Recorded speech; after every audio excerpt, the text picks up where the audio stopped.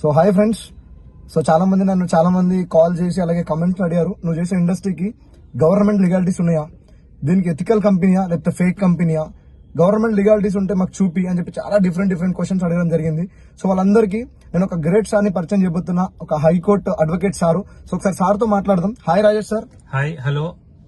So నా పేరు రాజేష్ అండి.